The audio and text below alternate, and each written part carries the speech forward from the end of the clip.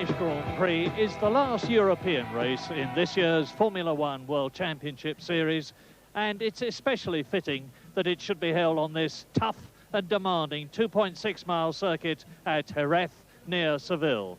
For this is a track which is especially tough on brakes, on tyres and on drivers, and it's one where handling and balance matter a lot more than sheer power. And it's where this year's Drivers' World Championship could well be decided, for Alain Prost will win it if Senna doesn't finish first or second today. Nigel Mansell, who's third, has been excluded from today's race after all the controversy caused by his pit stop and subsequent collision with Senna last Sunday in Portugal. After overshooting his pit when he stopped for tyres, Nigel reversed instead of waiting for his mechanics to pull him back, thereby breaking Formula One rules 54 and 133, which he does not deny. Penalty, disqualification, a massive $50,000 fine, and ban from today's race. There are three ways of telling a driver to stop: the black flag while showing his race number, the team's pit board, in this case saying Mansell in, and radio. All of these were used, but rather busy on Senna's tail at some 160 miles an hour, Mansell failed to respond. After 3 laps of futile signalling, there came the collision. Nigel shouldn't have been there to collide with Senna, but was it anybody's fault? Well, it depends on who you ask. There's no specific rule, and in this case, it was 2 hard and determined men, both occupying the same bit of track. I don't think whose fault is really relevant. He shouldn't have been on the circuit. I don't actually hold Nigel very responsible for what took place. I think it's 90% team management and 10% driver error, but of course he should be professional, know the regulations, and not have even attempted to go out and compete. If he was as professional as he makes out himself to be, he would have known that. There should be no blame laid at Ferrari whatsoever. If there is any blame, it is mine alone. All I was aware of was that I was racing and pushing very hard. There was a present world champion who was in a far better position than me to see the black flag. I ask again, did he see it? Why did he race me? Why did I race him?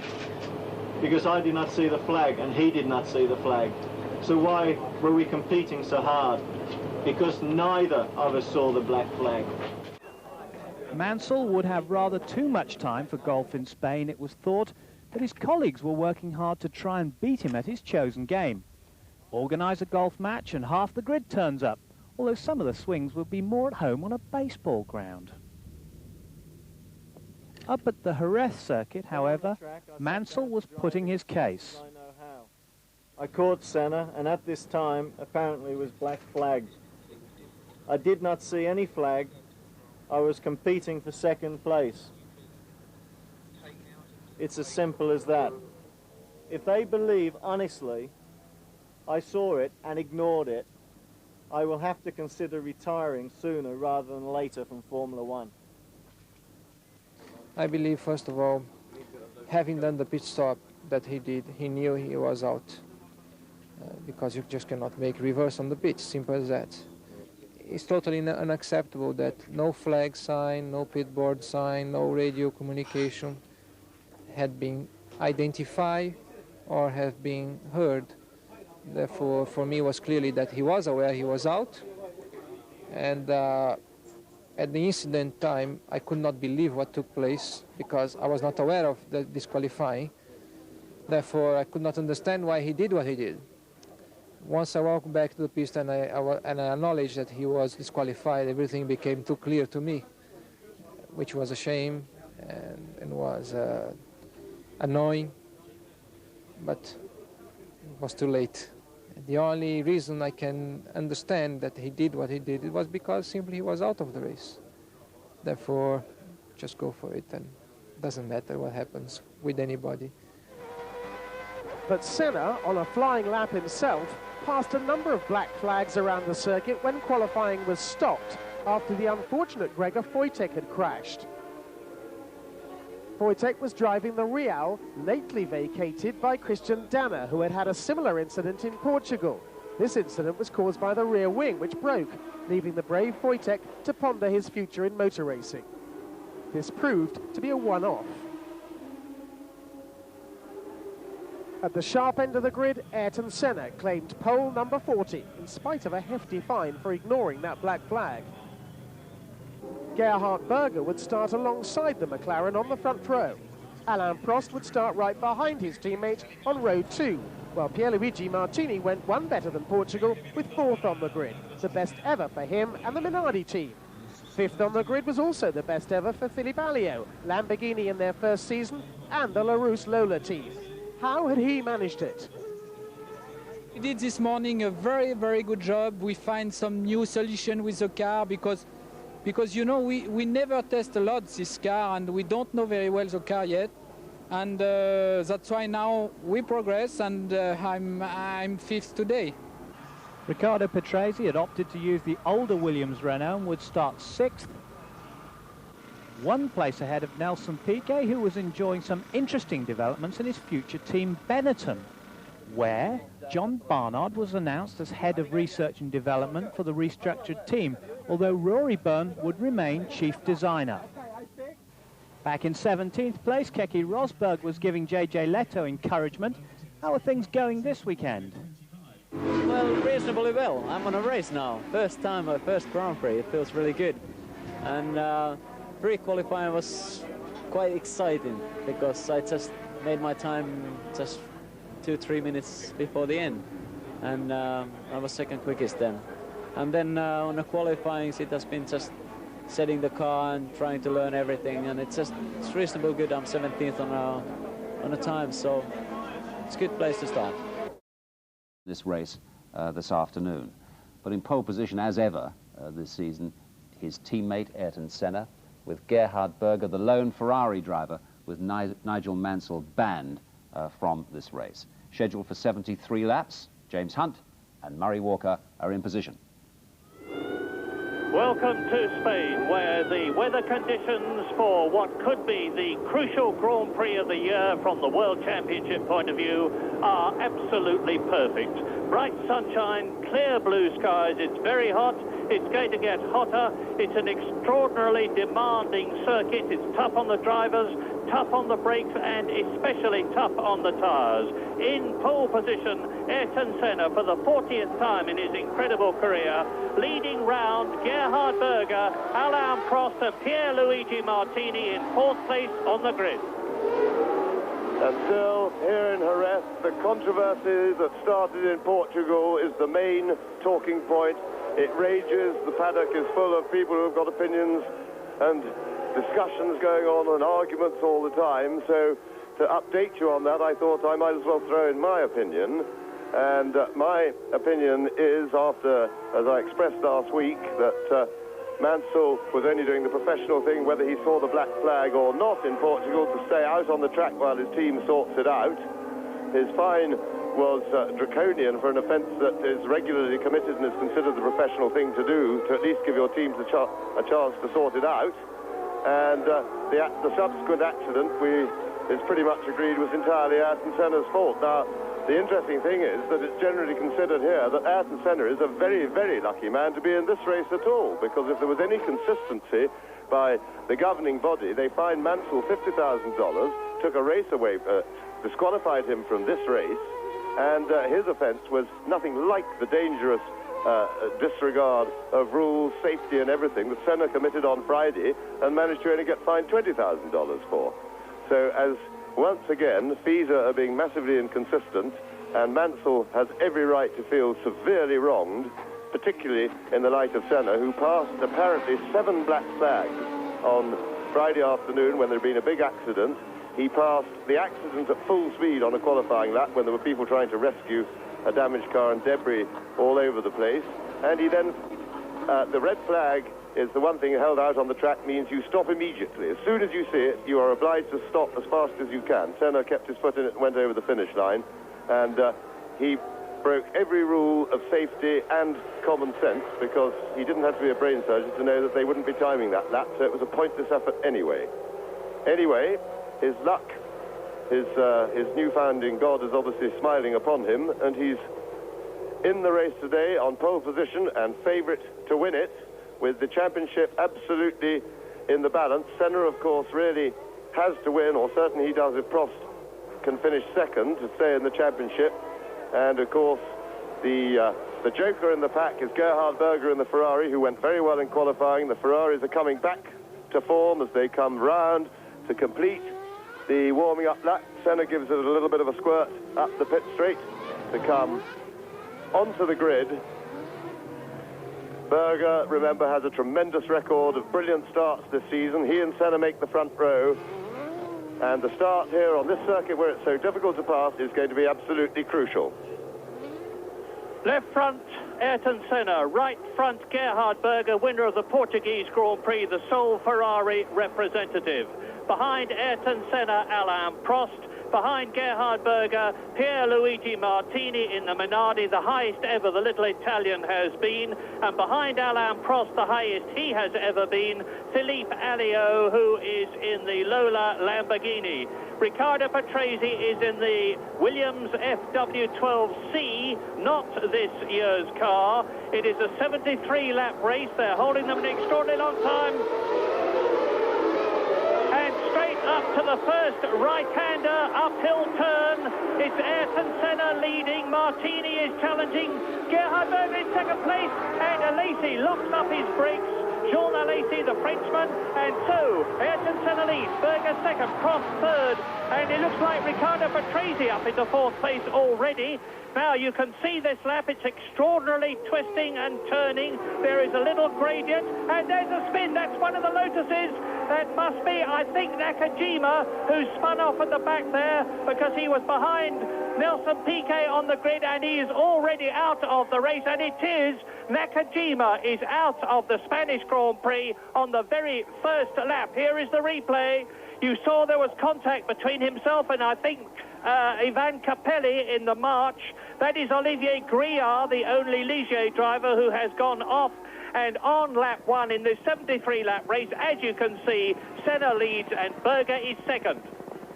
Well, a bit of scrabbling around the first couple of corners. Alesi locked his brakes in the middle of the pack, which is not something you usually get away with, but thankfully he got away with it. Nobody was wounded as we look at Senna leading and Berger, who for sure is going absolutely flat out now. He wants to make a move early on Ayrton Senna.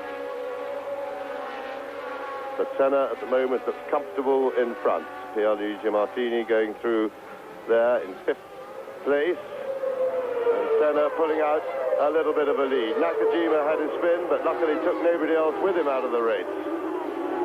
Senna, Prost, Berger, Patrese. We're riding with Ayrton Senna, the race leader, the world champion who has to win this race to stay in the World Championship this year, or second at the worst. You can see Gerhard Berger tight up behind him, Alain Prost in third position, Riccardo Patrese, then Martini, followed by Alliot, and that is looking back from Martin Brundle's car, and that's Emanuele Pirro following in the Benetton with the Ford engine. We have three camera cars. One of them is Ayrton Senna, and there he is. Into the pits comes Capelli.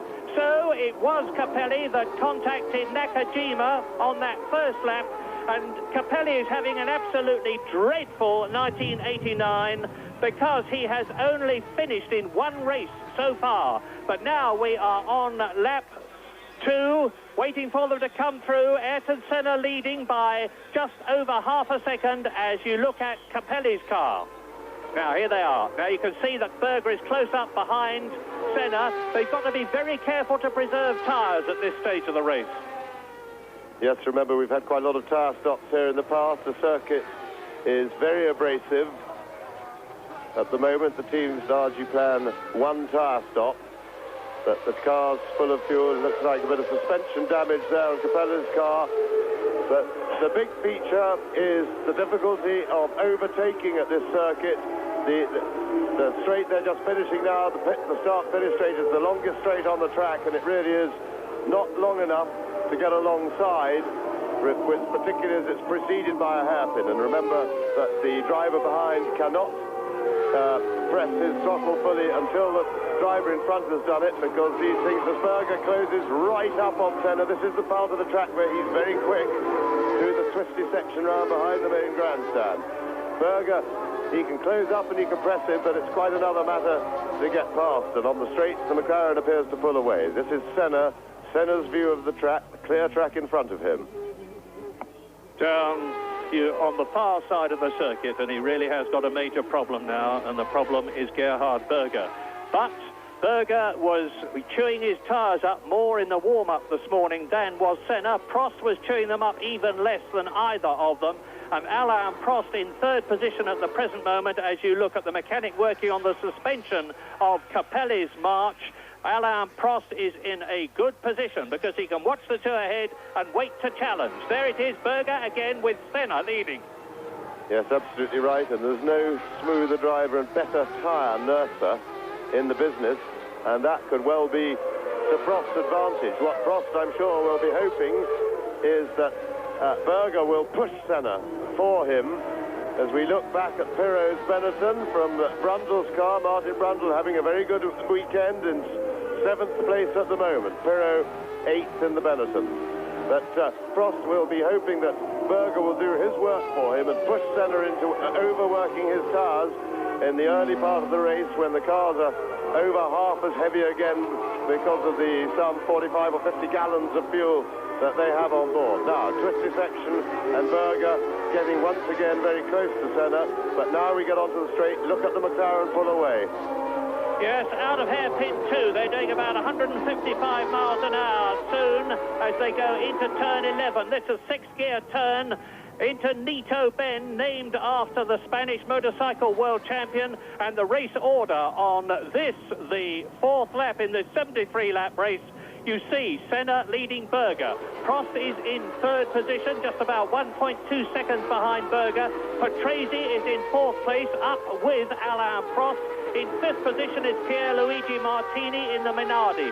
6th, Alio. 7th, Brundle in the Brabham. 8th is Pirot. 9th, Alesi. 10th, Piquet. 11th, Modena. And in 12th place, Nannini. And you look at Prost and Patrese.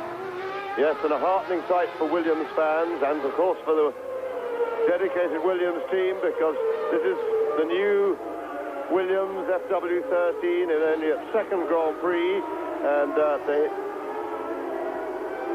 sorry, I tell a lie, he of course switched back to the old car, so still the oversteer problems that they had in Portugal with the car not sorted out. Now, Riccardo Patrese has practiced in the 12C last year's car. His teammate Thierry Boutsen is in the new car, way down in 19th position, having considerable handling problems, but he's decided to persevere. Now, this is lap 5, and you can see that Ayrton Senna, who has said that he's got nothing to lose, he's got to win this race.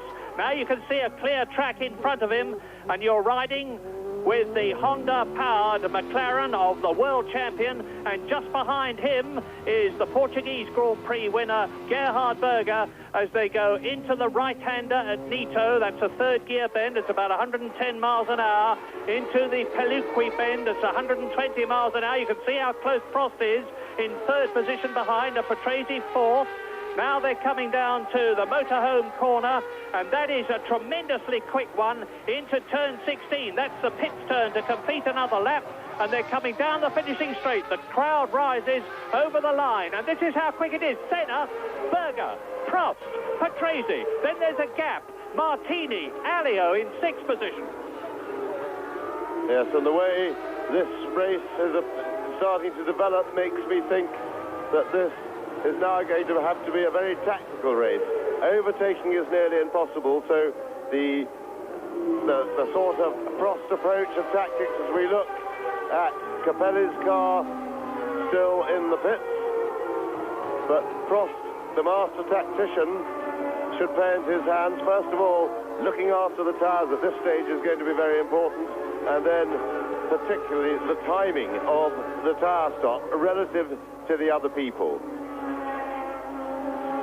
Well, that was a look through Prost's camera. You can't see Patrese behind him, but you could see Gerhard Berger in front. 2 McLarens sandwiching the one Ferrari, there is the double world champion Alain Prost.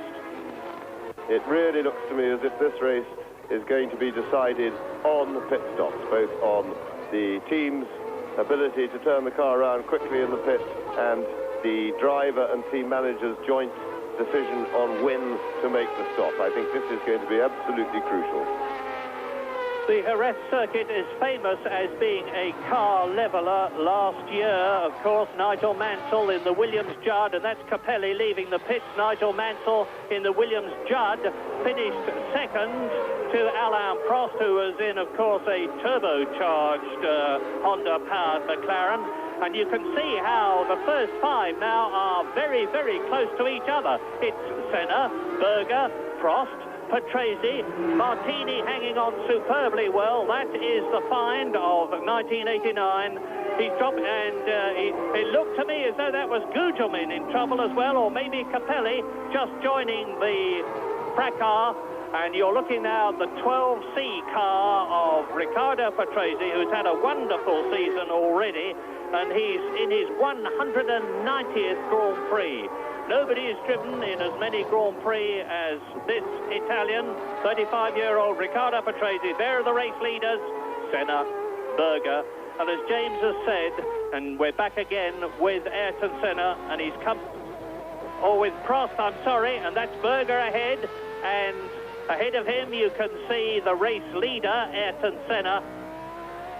Prost keeping them comfortably in sight. The gap between Berger and Prost is 0.8 of a second now. You can see how close Riccardo Patrese is. So it's the V10 Honda powered car leading, then the V12 Ferrari, then another V10 Honda, then the V10 Renault of Riccardo Patrese. There he is. And between first and fourth, there is only about 1.5, 2 seconds. And the fastest lap so far, well, we've got Senna, who's just gone round in, we've got Berger, who's gone round in 1:28.9.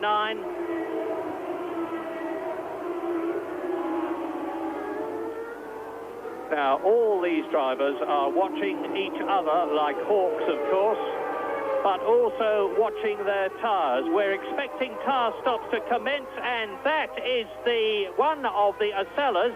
They both qualified for the first time this meeting. I don't know whether that was Larini or Ghinzani. We'll sort it out. Yes, it looked as if it had attacked the barrier and the tyre wall quite hard, but no sign of a wounded driver. The cockpit looked very much intact, so let's hope whoever that was is up and away and all right. Leaders settled down now. There seems to be little to choose. Senna and Berger not really getting away. Prost doing absolutely the sensible thing at the moment. There's no point in him challenging, even if he could. He is far better to sit in clean air. As the sort of distance he is behind, he gets better work from his wings. He can look after the tyres better like that. And Patrese having no trouble staying with the group either. There's Martini coming into the picture in the background. He is in fifth place, struggling a little bit to hold on. He, of course, is on Pirelli tyres, but they are expecting also to have to make the one tyre stop. It was Nicola Larini, the better of the two Osella drivers. There's Martini in fifth position, and it was Larini who retired through going off. So already out of the race are Nakajima and Capelli. Capelli rejoined, came into the pits, but Nakajima very much out of it. Larini very much out of it. We're on lap 9. The race order is Ayrton Senna leading Gerhard Berger by about 2 or 3 car lengths, lapping at about 1 minute 29 compared with the lap record of 1 minute 27, as near as makes no difference. And that's what you'd expect at this stage of the race, because they still have full fuel tanks. There are the first 4, Senna, Berger, Prost and Patrese, followed by Martini, Alio. Martin Brundle in 7th position. Jonathan Palmer is in 13th place, and Derek Warwick is 15th. This is Senna. Yes, and Martin Brundle is running a pretty strong 7th, but dropping back a little bit from Philippe Alliot, who's in 6th. Dropped back some 4 seconds behind him, but neither Alliot nor the Lamborghini engine are noted for their ability to finish races. So I don't think Martin will be too worried about that at this stage of the race. So the first four still tied together, but looking comfortable. Berger still pushing Senna, and this is just what Prost will want to see. Prost, of course, is looking for a second place at worst here, and a win, of course, will tie up the World Championship for him. It's not without its humour that Philippe Alliot is currently running in 6th position in the warm-up this morning, the half-hour warm-up, inadvertently revved his Lamborghini V12 engine up to 15,000 RPM, and they wondered, in quotes, whether they ought to make an engine change. I think they sensibly decided they should. Now, you can see from the shine on the circuit that there is a distinct racing line. It's very sandy and windy here at Jerez. They swept the circuit for 5 hours last night to get it absolutely clear.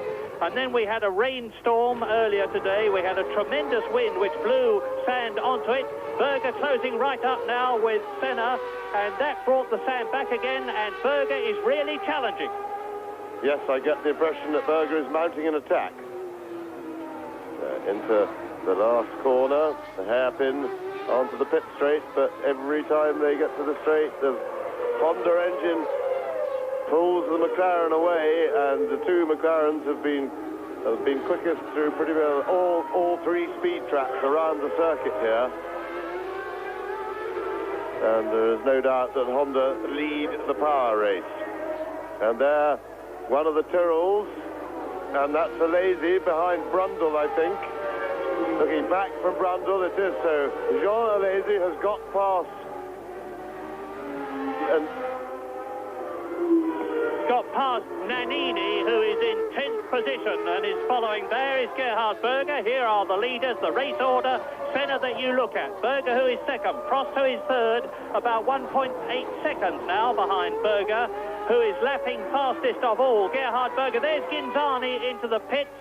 So both the Ocellas have got problems. Clarini's got a major problem, like he's out of the race.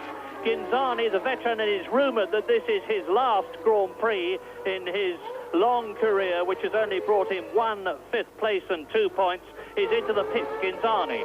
Berger giving Senna absolutely no rest, and as James has said, this is exactly what Alain Prost wants. He's driving more or less his own race, keeping the two in front in sight, keeping Riccardo Patrese behind him in 4th place, letting Berger do the work to try and chew up Senna's tyres.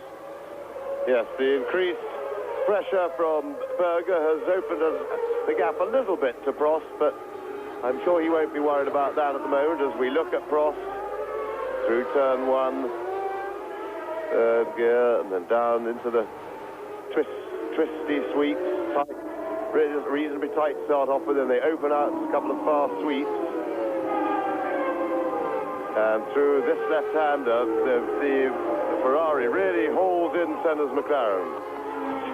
Now have a good look. Have a good look at this, because there is what I think is it's certainly one of the Brabhams, and he's followed by the Tyrrell and then the Benetton, and you can see them absolutely together. Martin Brundle is the lead car there. He is in 8th place, followed by Alesi. There he is.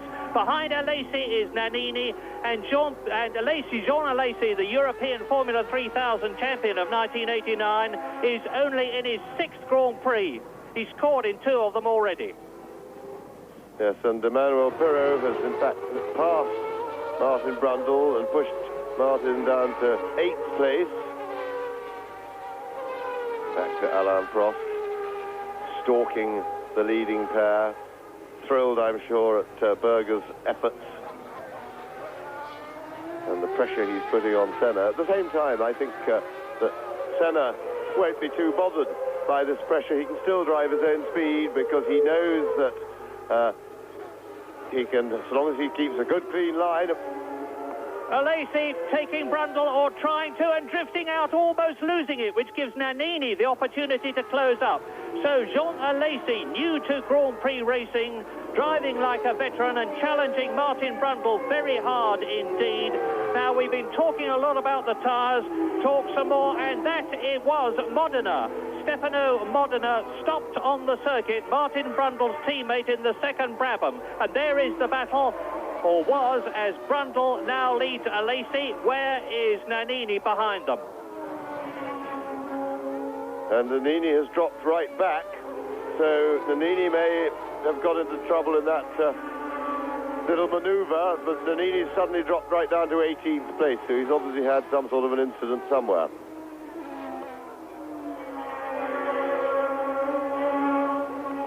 Now, this is lap 13, and Ayrton Senna is leading Gerhard Berger. There is the gap. That is the third position man, Alain Prost, followed by Riccardo Patrese in fourth position. Martini in the Minardi is still in fifth place, and Alio is still in sixth position in the Lola. Martin Brundle is in eighth place. Jonathan Palmer is in 11th position. Derek Warwick is up into 13th. And there is still a long way to go. Car balance is absolutely crucial in this race. As I've said before, there's the confirmation of the positions and the gaps. The tyres take a terrible beating, especially in this heat. And if the car is not balanced, which is what Senna has been concentrating on for the last 2 days, those tyres can very rapidly go over the top. Where on lap 14, it won't be very long before they'll be coming in for tyre stops.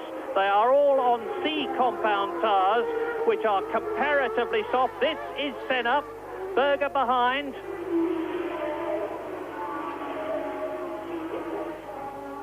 Sadly, there are remarkably few people here watching the race on the circuit. You'll see empty grandstands all the way round, in comparison with the motorcycle Grand Prix, which had something like 150,000 people. They're missing a lot. Senna leading, desperately hoping to keep his World Championship hopes alive by winning the Spanish Grand Prix.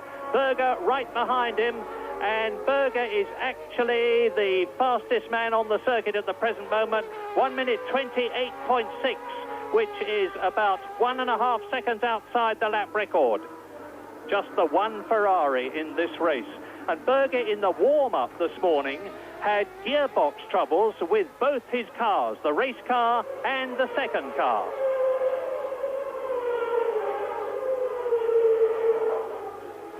Lap 14. Prost third, Patrese fourth.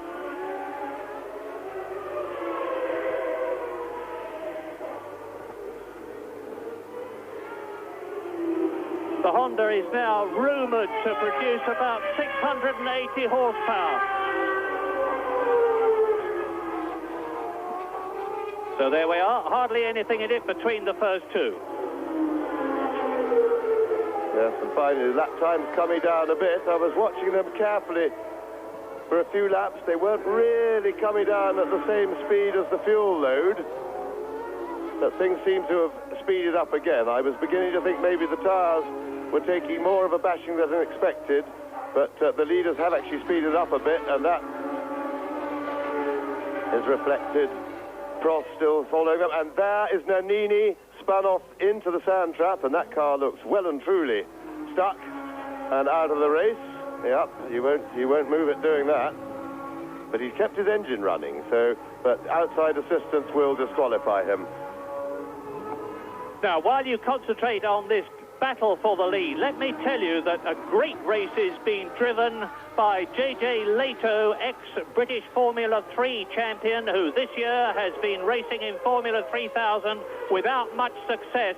Last weekend in Portugal, and there is Nannini. He's giving up the race. The steering wheel has come off, and you can see that the car is bedded right down in the gravel.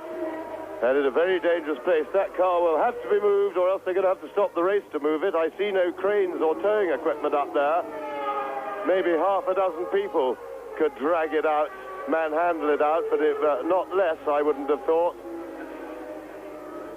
And really, I'm sure they won't want to continue racing for long with that car where it is.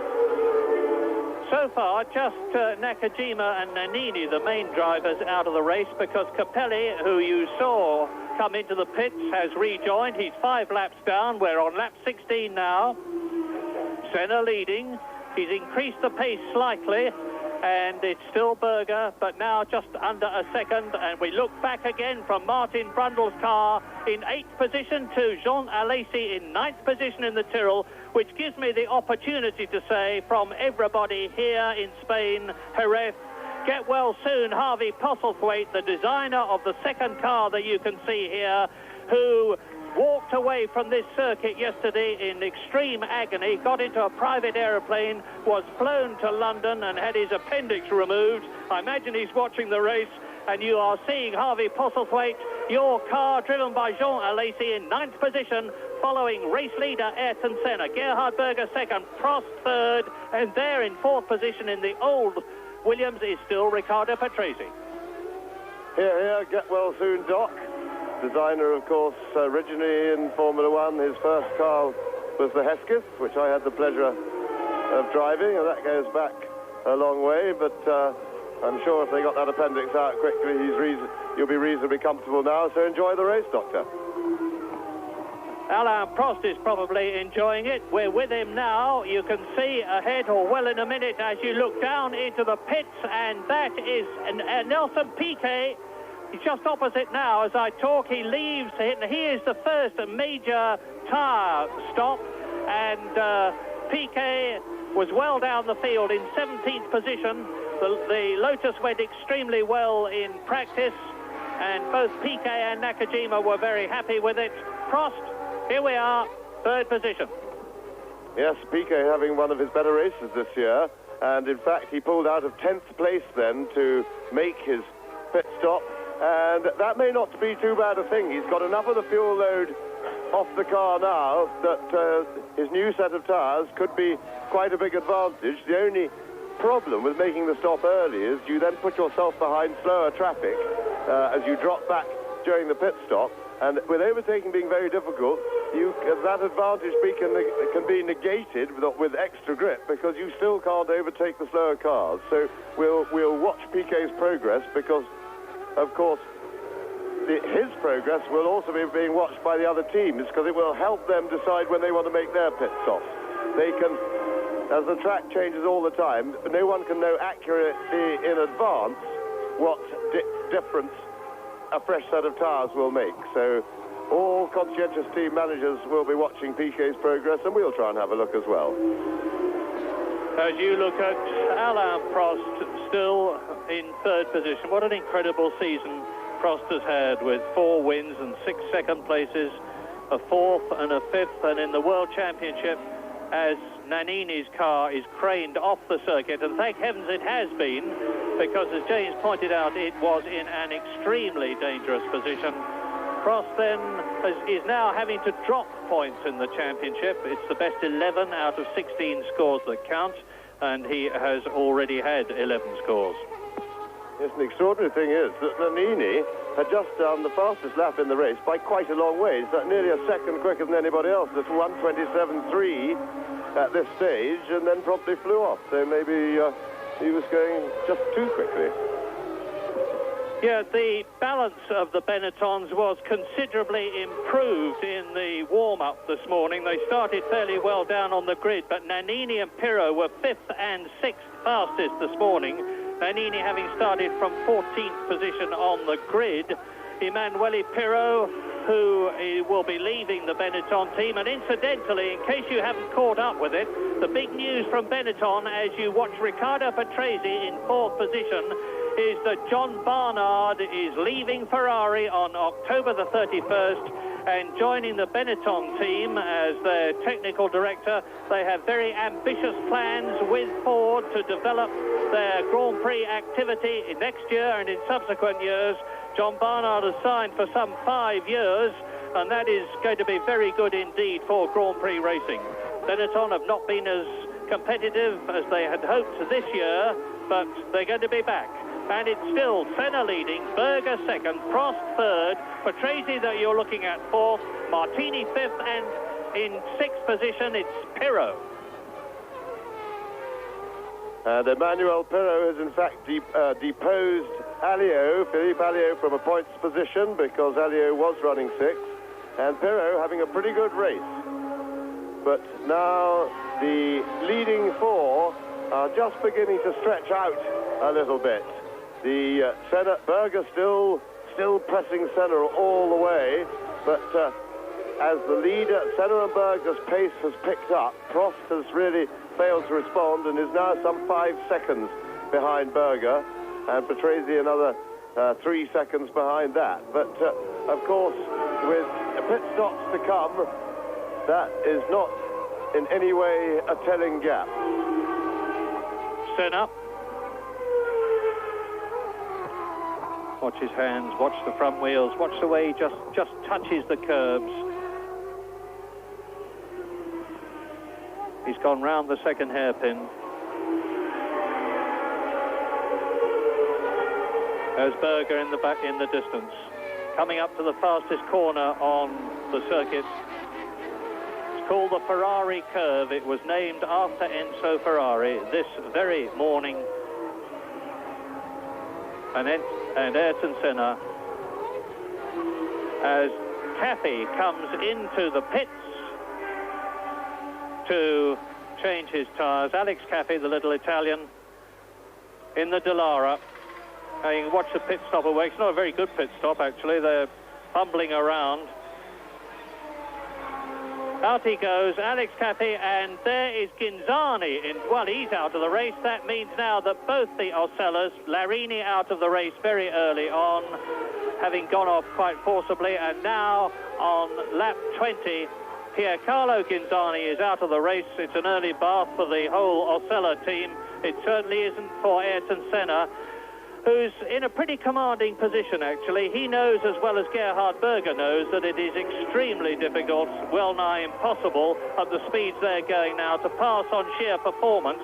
And it is, as James has said, going to be the pit stops, the tyre stops, that decide whether the Ferrari or the McLaren Honda of Ayrton Senna will be in the lead after the first 30 laps or so of this race. But at the present moment, on lap 21, in this 73-lap race has just been extended, you're looking at the two leaders. Senna just under a second ahead of Berger, lapping in about 1 minute 28.2. Prost is now 5 seconds behind Berger and 3 seconds ahead of fourth place man Patrese. Fifth is still Martini, hanging on but dropping back. In sixth position, Emanuele Pirot. He's been in the points once before. You're looking at Brundle and Alesi now, down from the helicopter, battling for 8th position. And Pirot is continuing to press. He is now, his progress taking him up to the back of Martini, and he's now challenging Pierluigi Martini for 5th place. Senna stretches a tiny little lead over Berger, a little bit more than before, over a second now over the line, but I think that's probably only temporary. Berger certainly looks to be challenging. And we've now got 21 laps completed, 52 laps to go, and in about 9 or 10 laps, around about lap 30, is about when the tyres will be, or the first set will have had about half its use because of the increased fuel load. And we've got some very strange behaviour going on here. Yeah, now Pirot is ahead of Martini. He is up into 5th position. The race order is Senna leading, Berger 2nd, Prost 3rd, Patrese 4th. Emanuele Pirot, the Roman in the Benetton Ford, is in 5th position ahead of Martini, and I suspect that Martini's tyres, which are of a different make from most of the others, are going off. Alliot is in 7th position. Then it's the Brundle-Alesi battle ahead of Palmer, who's in 10th position, ahead of 11th De Cesaris and 12th Derek Warwick. Yes, and of course Martini on Pirellis, and so is Brundle. And here now we have the action replay of Alesi going past Brundle. They got a little bit messy, and oh, look at that. But he makes it, holds the corner, and in fact I think Martin's tyres are causing him a little bit of a struggle now, as are Martini's. So Senna using all his craft and experience, is inching out. J.J. Leto sadly has disappeared from our lap charts, but in his second Grand, there he is on the left. That's his car, stationary. You saw the yellow flag, so sadly, J.J. Leto, Yuki Yavi Leto, to give him his full Finnish name, is out of the Spanish Grand Prix, as are Nakajima, Nannini, Ginzani, and Leto. Yes, and most impressive debut from J.J. Leto. He was very unlucky in Portugal to miss out on pre-qualifying because he had a failure with his car just as he was about to put on his sticky qualifiers, and he had been well up front of the session until that moment, but it was something like 12 minutes to go and there was nothing he could do. But here everything was fine, and he has impressed everybody, particularly his own team, with his performance, and we'll see a lot more of him in Grand Prix racing in the future. Well, you're looking now at De Cesaris in 11th place, leading Derek Warwick 12th, Sala 13th, Eddie Cheever, there he is in the second Arrows Ford in 14th place. Cheever is leaving the Arrows team at the end of this season, as is Derek Warwick and Ross Brawn. And Eddie Cheever, who's had a pretty poor season in terms of getting points, is anxious to finish in the first 6 in this race, and he's going about it the right way. Now, at long last, Senna is beginning to get away from Berger a little bit. He's got the gap up just over 2 seconds, and I would think that may be a good time for Berger. He's got to try and hold on, and Berger, if I was in his position, I would make that tyre stop now as soon as one reasonably can. I think lap 23 with 50 to go is a little bit too much. There's the Brabham in for tyres, and that, of course, is one of the Pirelli cars, Stefano Modena. Martin Brundle coming out of the pits, having chased out. There he is joining, forcing his way in behind Derek Warwick. So that means to say that Brundle now is in 13th place. There are De Cesaris, Warwick, Brundle, Sala and Eddie Cheever. And De Cesaris is in 11th position, looking down from the helicopter now as Ayrton Senna in the lead. Maybe we'll come into the pits with our on-car camera with Ayrton Senna in the lead, and he is now on his 24th lap, leading by 2.5 seconds, lapping in 1 minute 27.6. That is just about 0.7 of a second off the lap record. Ayrton Senna speeding up. The lap record held by Gerhard Berger, 126.99, 108.5 miles an hour. But Senna resisting the pressure magnificently, having already won in San Marino, Monaco, Mexico, Germany, Belgium, won second place.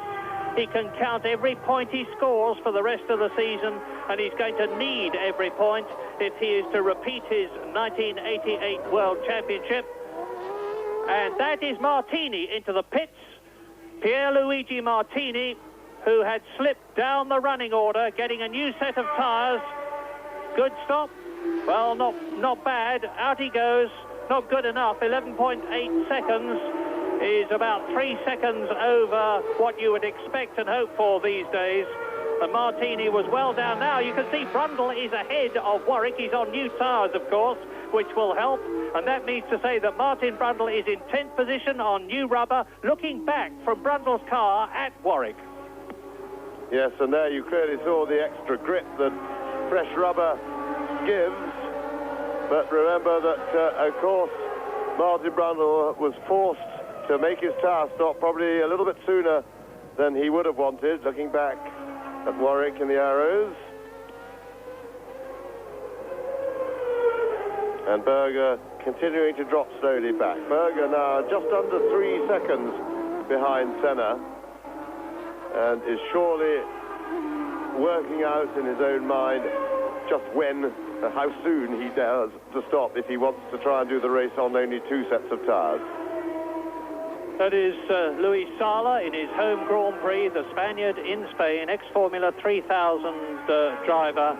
And when I tell you that this race has not yet been running 40 minutes and that last year's race lasted 1 hour and 48 minutes, you'll realise how tough and demanding it is. Looking back again from Brundle's Brabham.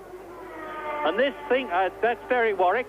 I think this backwards-facing camera gives you an even better speed impression than the forward-facing camera does. De Cesaris with Brundle behind him, Warwick behind Brundle, and Brundle bobbing out to take 9th position, no, from Andrea De Cesaris, the Grand-Prix driver who has driven in more teams than almost anybody else, because he's driven for Alfa Romeo, for McLaren, Ligier, Minardi, Brabham, Real, and now Dallara, and he is in 9th position, being challenged by Brundle, who is 10th ahead of Warwick. There is Warwick.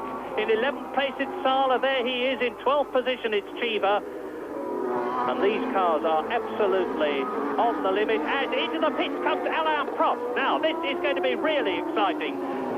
Take the time. I've started the stopwatch. And Alain Prost comes into the pits at the end of the 26th lap.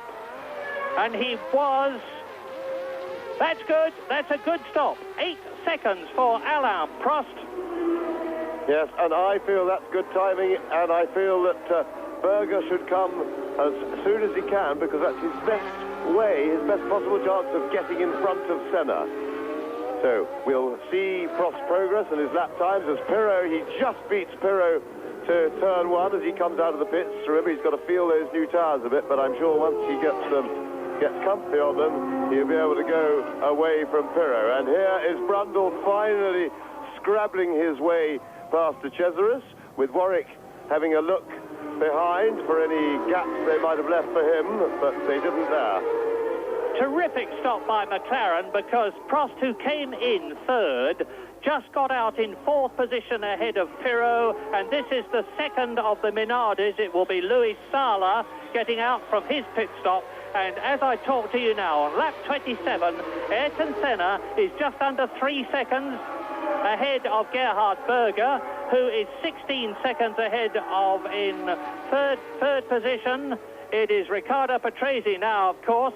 Alain Prost in 4th place, just ahead of Emanuele Pirot in 5th position. And in 6th place, Jean Alesi, thanks to those pit stops. So the Frenchman is up, and there is Riccardo Patrese coming into the pits from 3rd position. That means to say that Alain Prost will be back in the 3rd position. He lost, and that looks like, I was going to say an excellent pit stop, but tyre stop, but it is clearly not. And this is Senna, race leader, lapping in 1 minute 28 seconds now. The times are coming down all the time.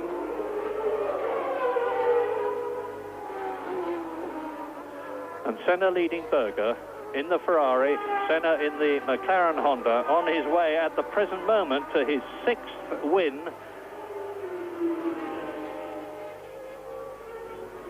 And this, of course... And I see the Ferrari team ready with tyres. I'm sure Berger's coming now. He hasn't tried to pass the 2 back markers that were between him and Senna. That's why he's dropped back a bit on the road from Senna. Well, 1 back marker slowed down for him. And I have my money on us seeing Berger head for the pits now. And I reckon that if he does that, that's perfect timing. And there is Berger. Murray's going to get his watch running.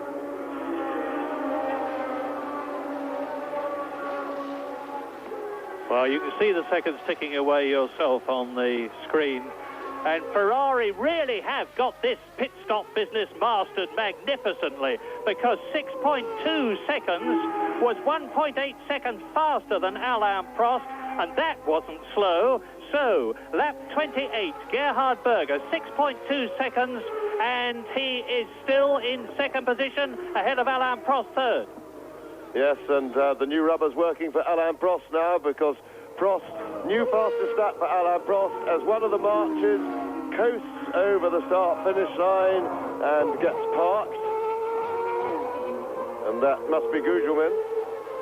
Well, there is the Lola down in the pits there of Philippe Alliot. Is that a retirement? Because, yes, it most certainly is. Alliot out of the race to join. What a pity, because he was so well up in the grid and drove magnificently. Well, the amazing thing about Berger's pit stop, as we see a spin...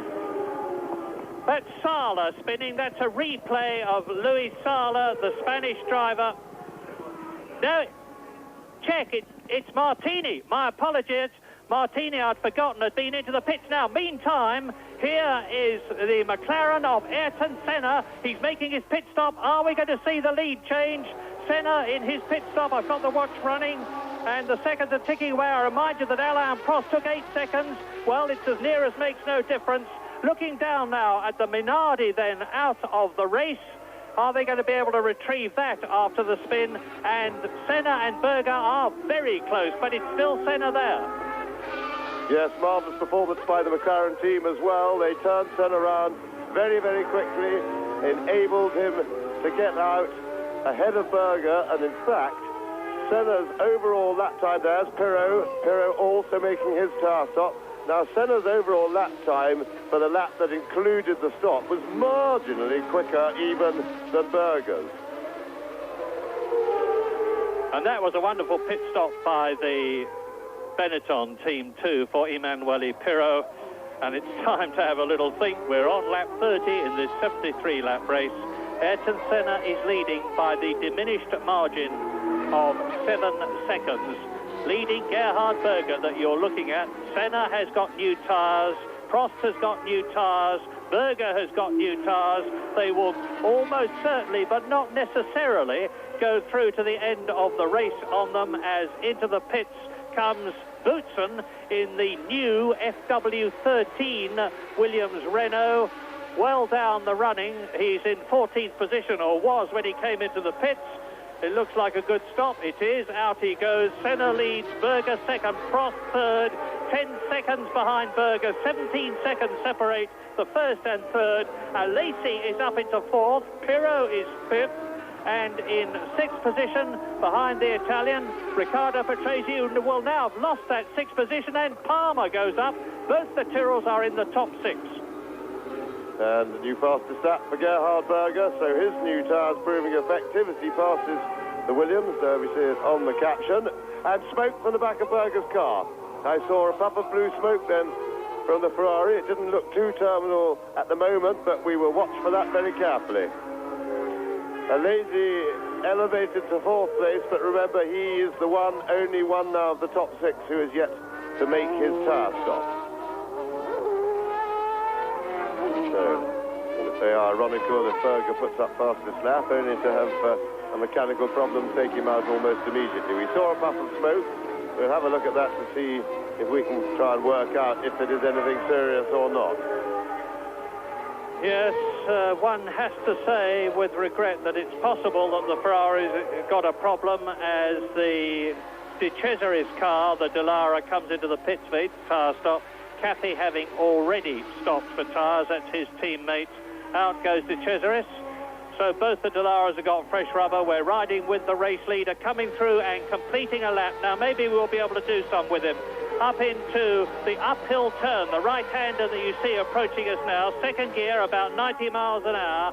Up into 3rd gear, starting to drop as they go up to hairpin 1. And Senna has got a bunch of people behind him. He doesn't have to worry about them. Down into turn 3, doing about 135 miles an hour now. Continuing to sweep left. Up to Tower Turn, the right-hander, about 120 miles an hour. Down to the S's now, which is 3rd gear, about 110. Up towards hairpin 2, 3rd gear again. And Berger is being held up by Griard behind him in the Ligier. And incidentally, Berger's fastest lap set on the previous lap was a new lap record, breaking Berger's own old lap record from previous years. But I'm fairly sure that lap record won't last for very long. 126.986. That's just 4 1,000ths of a second faster, but it's good enough. It's a lap record. Senna again. No, 26.5. He did the lap before. Thanks, James. 26.5. Well, that's even better. And Senna. Now, who's this coming into the pits? It's Derek. No, it's Eddie Cheever. Eddie Cheever stopping. And the American was in 11th position. And as you watch him on lap 32, with still then another 41 laps to go, Senna leading Berger, and now 127.6 for Senna. That's slower than Berger's fastest lap, and it's a long stop for Eddie Cheever. And the leaders, the traffic now pretty much spread all the way around the circuit, so traffic is going to be a factor in the remaining two-thirds of this race. Berger. Well, the Ferrari is reliable thus far. Funnily enough, Berger's had most of the mechanical problems with the two Ferraris of himself and Nigel Mansell. This is a replay of Senna going through and taking the Dallara of Andrea de Cesaris. Senna now 2.5 seconds ahead of Berger, who is 13 seconds ahead of Prost, who is 16 seconds ahead of Alesi. Pirro is in 5th position. Patrese is back into 6th position. Down to 7th goes Jonathan Palmer. 8th is Brundle. 9th is Alio. 10th is Gugelmin. 11th is Piquet. 12th is Sala. And Senna has lapped everybody up to Louis Sala, who is in 12th position. Gap in the circuit, looking down. Now, over the line. Senna. Now we're looking back from Brundle. That's Jonathan Palmer thundering along in the second Tyrrell. Jonathan Palmer, who hasn't had the best of seasons. He's had 2 sixth places, including last weekend in Portugal. And now Alio, the quickest on the circuit. Of course, we've seen him come in and go out. And Berger still stuck behind the Cesaris, behind the Dallara, and that's a real problem for him, but he's finally scrabbled his way past. But in the process has lost time. The gap between himself and race leader Senna, who is responding to the enormous pressure on him magnificently, is now nearly 4 seconds, where they're looking at Prost, who's now a long way behind Berger. Alain Prost is actually adding to his score at the present moment. He had 75 points when he started this race. He has to discard the 4th place that he got in Hungary, which is 3 points. He would get 4 points for finishing in 3rd position, which is where he is now. That would raise his effective score to 76 points. The maximum points that Senna can get in the World Championship are 78. Assuming he wins all 3 races, including this one, there he is leading the Spanish Grand Prix on lap 34. And there is still more laps to go in this race than have already been run. Senna crosses the line, completes now his 34th lap. Berger, 4.5 seconds behind him. Yes, and de Cesaris cost Berger well over a second on Senna's lead. But 4.5 seconds isn't too disastrous. And Alain Prost now also fighting his way through traffic, some 15.5 seconds behind Gerhard Berger. And you see there behind the McLaren, Riccardo Patrese is well back. He's in 6th position. So it's Senna, Berger, Prost, Alesi, Pirro, Patrese in 6th position. That is Prost. So the race is settled down at the present moment. Senna looking very strong indeed. He's had the bad luck in the McLaren team this year. I mean, Prost has had bad luck as well. But Senna, with failing to finish in Phoenix and then in France, in Britain, in Italy and in Portugal, has only scored from 6 races so far. 7th place in Canada. Alain Prost wants, of course, as do Ferrari, to take the number 1 for world champion of 1989 with him to the Italian team when he joined in 1990. There's Senna doing his best to stop that from happening. But even if he wins today and Prost does not succeed in finishing high enough to take the championship from Senna here, Senna would still have to win in Japan and then in Australia. And I've just heard a very nasty misfire on one of the Brabham jugs, which I think sadly was Martin Brundle's car. So I'll confirm that to you when he comes past, but I think Brundle is in trouble. Senna, you can tell Senna's car, of course, by, although the cars are identical, you can see the yellow helmet of Senna reflected in the driver's mirror on the right-hand side. You can see that distinctive Brazilian colours helmet, yellow, and the green band around it on the left-hand side of the screen. He's coming up to lap a couple of people. at the present moment, and it looks to me as though it's Sala and Piquet is well up there. Nelson Piquet, the 3 times world champion, who is in 11th place. Yep, there's Piquet, who has passed Sala. So Piquet is 11th, Sala is 12th, and Senna is going to take both of them. Yes, I'm afraid to report that that was Martin Brundle that I just mentioned with a misfire. He's just gone over the start-finish line and the engine sounds very rough. Senna still leading by some just under 4 seconds now for Berger, but confronted with traffic. And Prost, as has become the pattern between himself and Senna, also in the traffic, is losing ground, and Piquet says, no, you jolly well find your own way past, and remember, fellow countrymen they may be, but they don't waste time, they don't waste a lot of love on each other. No, don't talk to each other in the pits. It was very interesting after the warm-up this morning. Senna stood on one side and Prost stood on the other, and this is Jean Alesi into the pits, into the Tyrrell pit in 4th position. Watch the pit stop, the car stop. Left rear, problem with the left rear, that's delaying him badly. Bigger problem with the left front, both the left side, and finally away, but a very slow stop there for Alesi. It looked to me like the left front got jammed, or maybe cross-threaded on the nut, but it was certainly a problem, and Alesi lost a lot of extra time there. Briard out of the race, the Ligier driver. His teammate René Arnoux failed to qualify. Emanuele Pirro has gone up to 4th place. Alesi, with that long pit stop, has gone down to 6th. We're on lap 37 now. Senna leading Berger by 4 seconds. There's Berger going through on the inside to try and take Nelson Piquet and failing to do so. Now he's through, forces his way through on the inside. Berger, of course, is, I would say, as determined on the racetrack as Ayrton Senna is. He hasn't got the... Well, there's certainly smoke coming from the back of the Ferrari there. Yes, you were watching on the monitor and I was watching out the back with the naked eye, and very definitely. But at a rate where it could go the distance, they carry quite a lot of oil, these cars, and if it's an innocuous leak just blowing onto a hot exhaust, it could be that he will survive.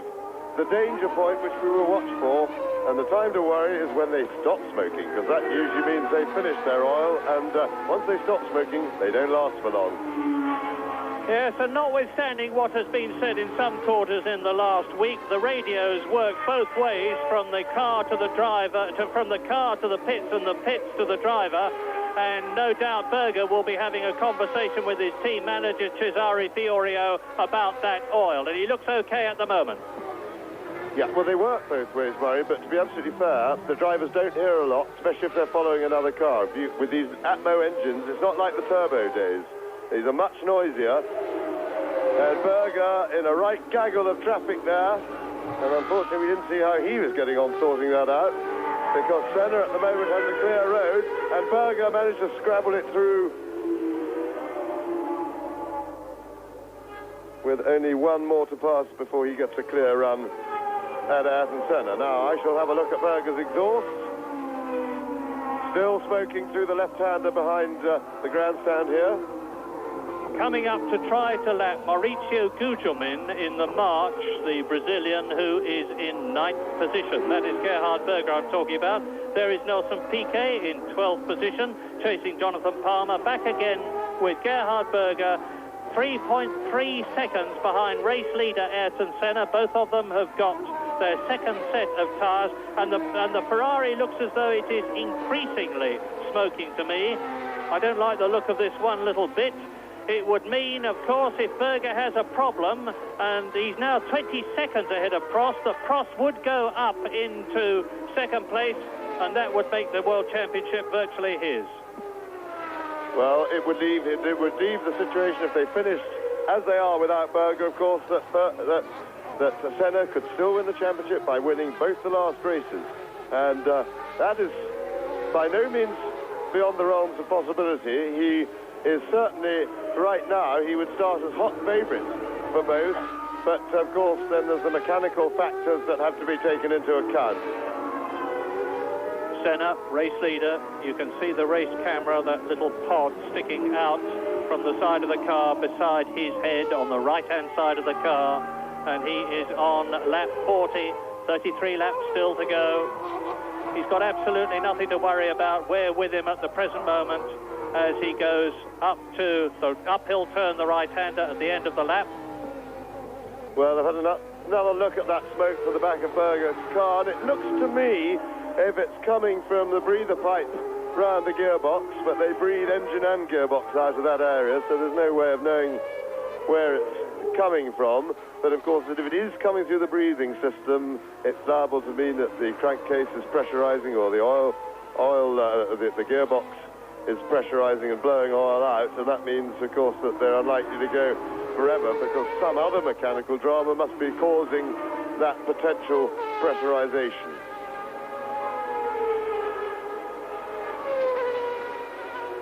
Senna, race order, lap 40.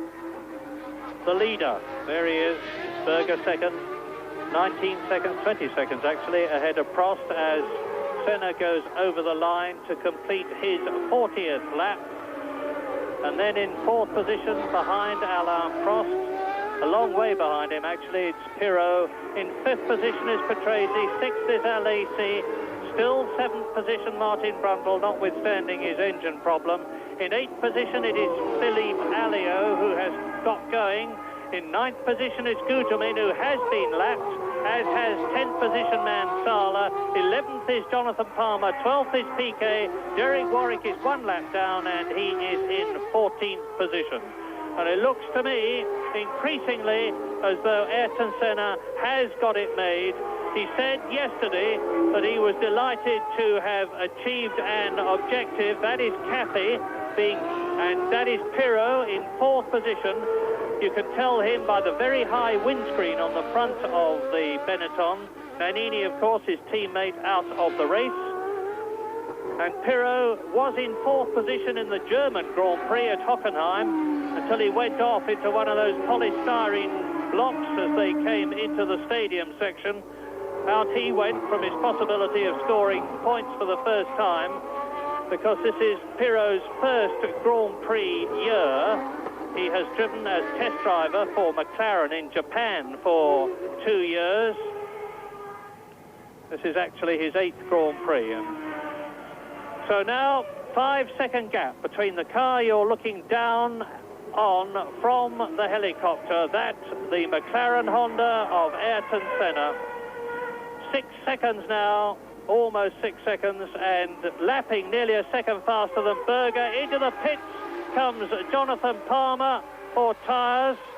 11th position.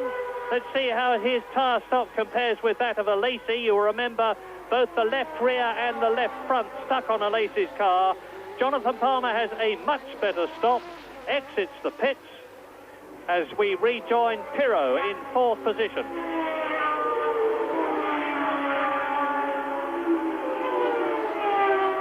And Pirot is coming up to lap De Cesaris, who is in 13th place. Fourth man lapping third man, both Italians.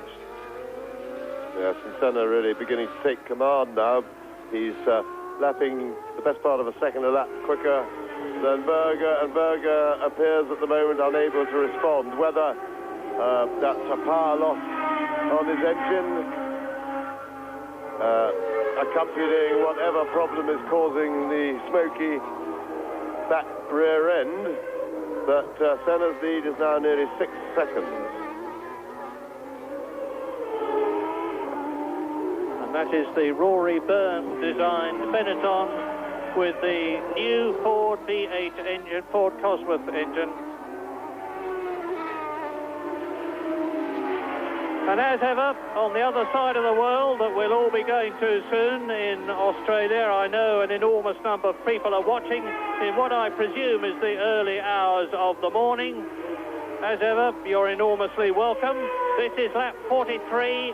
Senna is leading and on his way to his 6th Grand Prix victory of 1989. Ahead of Gerhard Berger, second. Alain Prost that you're looking at, the World Championship leader, in third place. G'day down there. Hope you're enjoying this one and getting your enthusiasm all geared up for Adelaide. Prost. He's got nothing to worry about, and he'd like to move up a place, obviously. Under the banner, into the right-hander, and that is hairpin 2. Now he starts to sweep left-handed. Fifth gear, about 135 miles an hour, up to 155 miles an hour onto turn 11. Most of the corners on this comparatively new circuit are numbered, but not the one he's coming to at the right now. Nito bend, named after Angel Nito. Now the Peluqui, the right-hander, 120 miles an hour. Underneath the other banner, up into fifth gear, another right-hander, turn 14, 145 miles an hour. Now he's coming up to the motorhome straight, round the Ferrari curve. This is the one that can claim cars going off at 160 miles an hour. And Wojtek did that in the Real and wrote it off and failed, therefore, to qualify. And incidentally, Christian Danner has been fired from the Real team, as Bertrand Gachot was fired from the Onyx team, and sadly JT Leto has had to retire from this race. And that is Derek Warwick. You can see the second of these two cars. He's having a real scrap with Andrea De Cesaris for 12th position. And the race order on the 44th lap continues to be Senna leading, now by 7 seconds from Gerhard Berger, who appears to me to be settling for second place. That's Ron Dennis on the left in the McLaren pit. Alongside him on the right is Steve Nichols, who designed last year's World Championship car, McLaren having already convincingly won the Constructors' Championship with 3 races still to go, including this one. And Senna on his way to another 9 points to keep his World Championship hopes alive.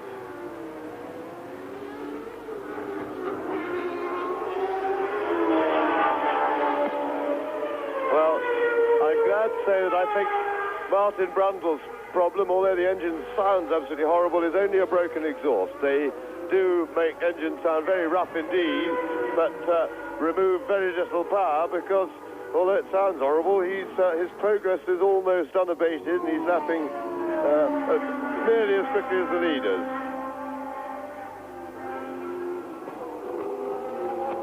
And in fact, he currently holds down 7th place, and very much looking for a point-scoring finish.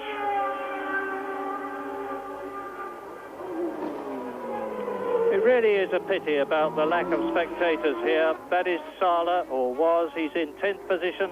He's chasing Maurizio Gugelmin in the march. You just saw the march there. There it is, the distinctively coloured Miami blue march ahead of this Nigel Cooper-Thwaite designed car, the Minardi of Sala, who is 10th. I quite agree with you, Murray. It is a terrible pity about the lack of spectators, but this isn't just a shame. There is a reason for it, and it's the intransigent policy of FOCA, who are co-promoters of this race, on ticket prices. The tickets are very expensive. They represent well beyond what the average working man can afford, and it seems to me tragic that Grand-Pri racing, who don't need the money from the gate, they get plenty of money from the advertising signs around the circuit and various other sources of income. Their gate money is irrelevant. Why they can't make this race available to the local population, a normal working man who wants to come and see the race but can't afford it, I'm sure that way. There's a gesticulation there from Senna. He's not happy about the car in front, wants to be allowed through.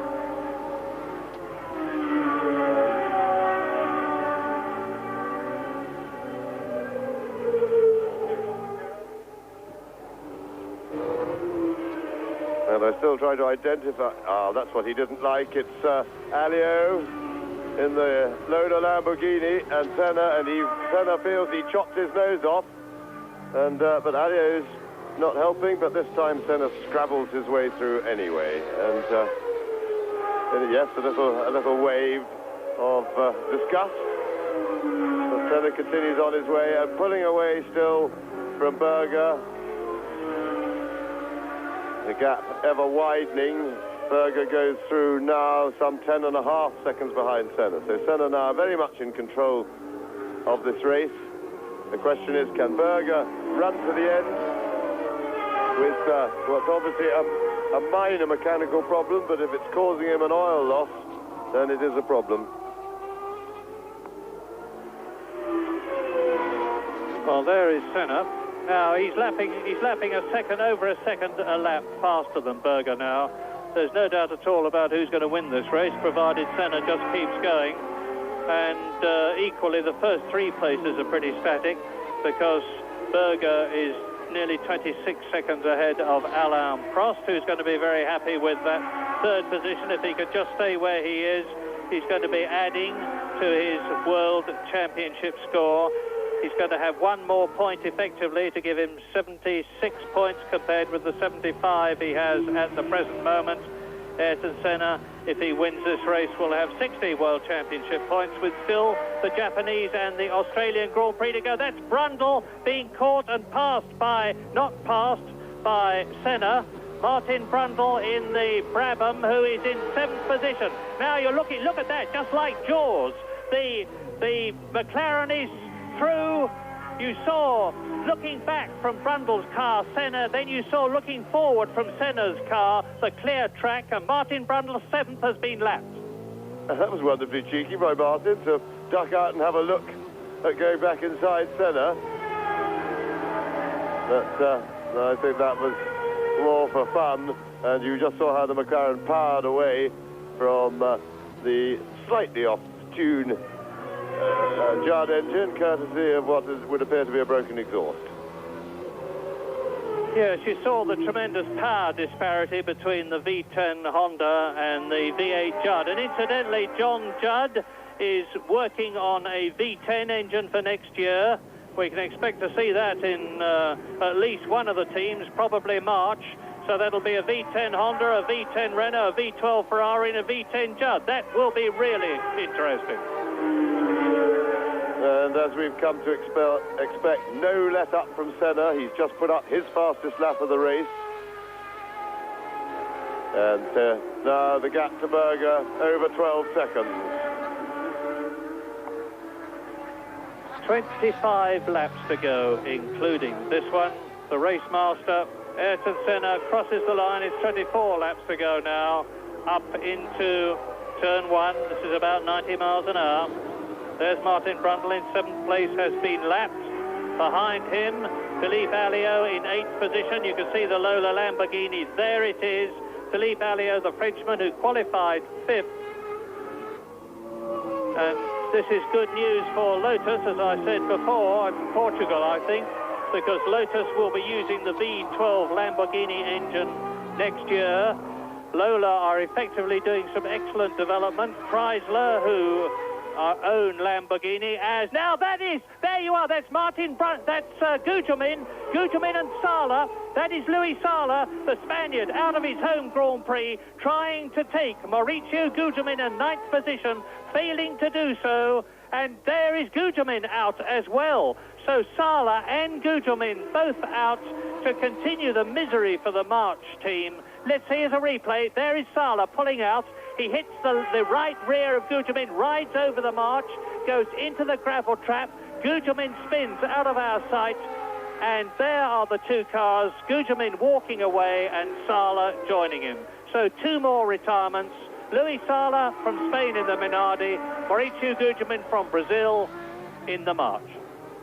Yes, and that looked to me like a bit of over-enthusiasm, combined with a little bit of inexperience by Luis Sala. Not normally an overly aggressive driver, but on this sort of track, frustrations can creep in, and he was really going for a gap that he hadn't created for himself. We see it again, but he's not, and you see Gugelmin is already turning into the corner, and there really was no gap there at all for Sala to attack. So Gugelmin has every right to feel aggrieved as the two walk back. Sala obviously anxious to impress in his home Grand Prix, particularly with the Minardi going so encouragingly well. Yes, the self-control of drivers under these circumstances never fails to impress me. Look at them, they're ignoring each other. One of them must feel, probably Gugelmin, that the other was at fault. I remember back to the German Grand Prix when Nelson Piquet set about Eliseo Salazar, not only with a bit of fisticuffs, but a bit of kicking as well, to the Chilean's intense embarrassment, because he was very sore about having caused the problem. But Gugelmin and Sala walked coolly away with no cross words, and that is highly creditable to them. But Ayrton Senna leads on the 50th lap of the Spanish Grand Prix with 23 laps to go now. He is well away from Gerhard Berger, 13 seconds away now, and continuing to lap faster than the Austrian, who had such a terrible beginning of the season, won in Portugal, having previously finished in second place in Italy, Gerhard Berger. And the Ferrari now seems to have got the much-needed reliability, but is still down on horsepower, and you're riding with Ayrton Senna now, the race leader, as he comes behind the distinctive yellow Lotus, and that will be Nelson Piquet, because you remember that Nakajima went out of the race in the very early stages. Nelson Piquet in 12th place. And you saw some smoke there, Senna locking his right front wheel, and the heavy braking, but that of course being the inside front wheel was the relatively unloaded one, and no problem at all. Senna always glad to get past Piquet successfully. Continues on his way very comfortably, still pressing, but now nearly 15 seconds ahead of Berger, and that's of course barring the time, a little bit of time he lost following Piquet.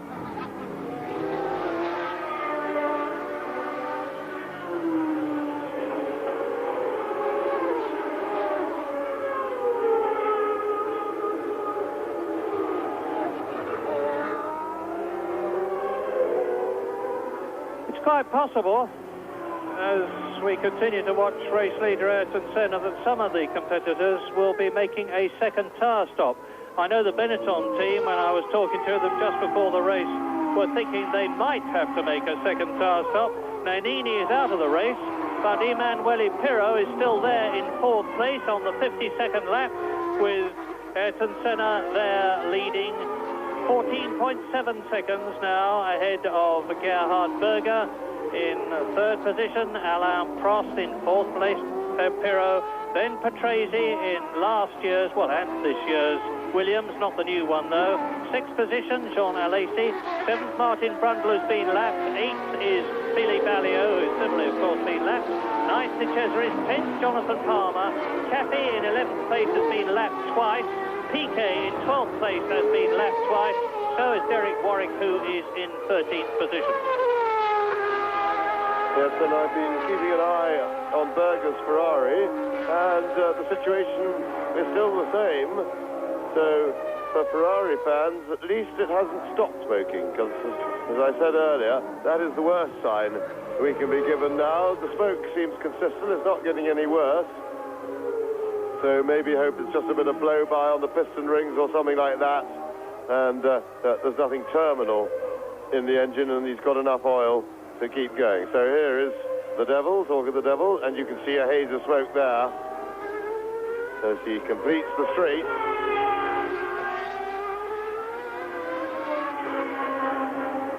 So following Berger around, 15 seconds, the gap to Ayrton Senna, and I'm sure with the problem that he has, he'll be there. Oh, and the smoke now is a lot worse. That is worse this time. So I just told you it hadn't got any worse, and straight away the very next lap, the smoke from Berger was worse. And that is Thierry Boutsen's FW13 new Williams, failing to finish its 2nd Grand Prix. Thierry Boutsen, of course, debuted the car with Riccardo Patrese in Portugal, and my goodness, that does look terminal, and that is terminal. That is Martin Brundle retiring from the Spanish Grand Prix from 7th place. Well, there's a lot of drivers out of the race now. Nakajima, Larini, Nannini, Ginzani, Leto, Alia is still running, Martini, Grier, Sala, Guterman and Brundle. But Senna still leads. How much longer is this man, Gerhard Berger, going to be able to keep going? Well, James has said it's probably an overflow pipe. It's not smoking too badly there, but it's starting to here, and I'm watching the gap between Berger and Prost. Yes, and a new fastest lap of the race for Berger, so it's obviously not slowing him down yet, but I have to say, it's a new lap record for Berger, but I think there's now probably too much oil going out of that engine with that quantity of smoke. It's through the left-handers here. Again, it seems to come and go a bit. Some laps it's worse than others. It wasn't as bad then as the previous lap, but it's still not good enough. But Berger certainly has suddenly speeded up.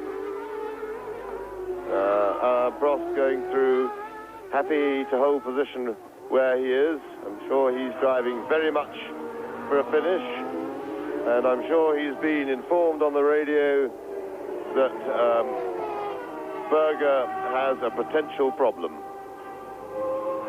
Yes, look at Prost, though, because if he fails to add to his score in the last 3 races, and this is one of them, and that means finishing no higher than 4th place, and currently he's in 3rd place, Senna could only get the title by winning all 3 rounds, or winning 2 and finishing 2nd in the 3rd. So, at the present moment, it is essential that Alain Prost keeps going. It's, of course, essential from Senna's point of view. He's got to win this race or finish 2nd with Prost at the present moment. And that is Mauricio Guterman continuing his long walk home. He will be really hot. The temperature in the cockpit would have been considerable. It's a bit overcast now, but it is still very warm. I would estimate it is over 80 degrees here, and it's going to be a lot hotter than that in the cockpits and on the track. And that is Alain Prost coming through to complete his 55th lap. That was Sala walking in to report. And Senna now leads Berger by 15.8 seconds. And Berger's last lap was 1.8 seconds slower than Senna's, so Berger has slowed up a bit. Prost is catching the Ferrari very, very slowly. The gap has come down from something like 30 seconds between Prost 3rd and Berger 2nd to 28.2. Pirro is still in 4th place. In 5th and 6th positions, it is still for Tracy, and now Alesi is 6th in the Tyrrell. Yes, that 28.9 that Berger's just done actually is nearly, well, it's over 2.5 seconds slower than his previous lap, and that, of course, was traffic. And that, because we saw him on that lap, he had a back marker in front of him, and that should illustrate just how difficult passing is here, because a car going that much slower than him and a new lap record for Ayrton Senna. So Senna's got the message that Berger's having a little go, and he is keeping the pressure on all the time. And Berger has got traffic problems, and he's still going slowly now. 109.996, as near as 110 miles an hour, makes absolutely no difference. We won't argue for 4/1000th of a second. But meantime, I've got the stopwatch running to see how far Berger is ahead of Alain Prost. Berger having gone through, there is Prost, he's catching the Ferrari. It's 27.1 seconds now, and it was 3 laps ago 30 seconds. So with Berger now lapping 1 second a lap slower than Prost, he will still finish in 2nd place if he keeps going. But can Prost speed up? Meantime, as James has just said, a new lap record, 125.78 for Ayrton Senna, compared with 126.99 for Gerhard Berger last year in the Ferrari. There's Senna completing the lap. And Senna, apart from this one car up ahead of him, the Tyrrell, has got a very clear track after that. Berger's still got some traffic to fight through, so the gap is liable to extend. But I must say, with a number of retirements that have happened in the last 15 or 20 laps, the traffic problem has eased quite a lot around the circuit. Now, Berger, I believe, is in real trouble because he's just gone past me with a heavy plume of smoke pouring out of the back of the Ferrari. The gap between himself and Prost on the previous lap was 27 seconds. I've still got the stopwatch running again. And Senna is now on his 57th lap in this 73-lap race. And I tell a lie, Alain Prost is still 27 seconds behind Berger. So whatever the problem is with the Ferrari V12 engine, it is not affecting Berger's position at the moment. Indeed, he's lapped to within a tenth of a second in exactly the same time as Alain Prost in third position. Emanuele Pirro, we're concentrating on looking at the 1988 world champion Senna as he comes up to lap one of the Tyrrells.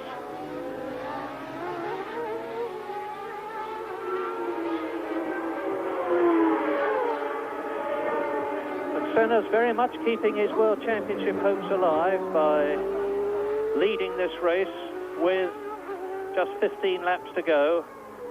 If Senna's first and Prost is second or third, Prost is not World Champion here. Doesn't mean to say he won't be somewhere later. Still the smoky Berger, but it's not getting markedly worse. It seems to me that the real question is whether he can just last out for oil quantity or whether he's going to run out before the end. And in fact, it really makes very little difference to Alain Prost whether he finishes second or third, because either way, it means that Senna must obviously win this race, but win the last two. If he finishes lower than third, then Senna can afford to slide into second place and a win. Unless Prost slides in a second as well.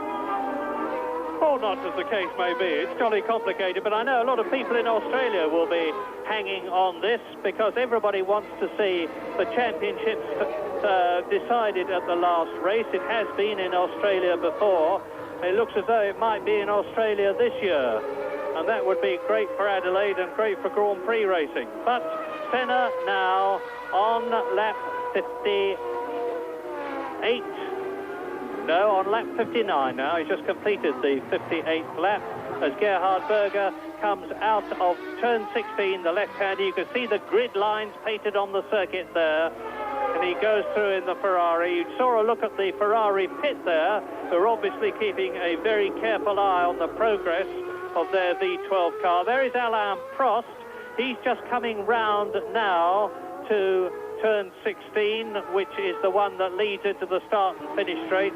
And we'll see how the gap of 27 seconds on the previous lap compares as into very slowly the pits comes the Dallara of Alex Caffey. It looks to me as though he too is retiring. He was going so slowly that it looked like far more than a pit stop.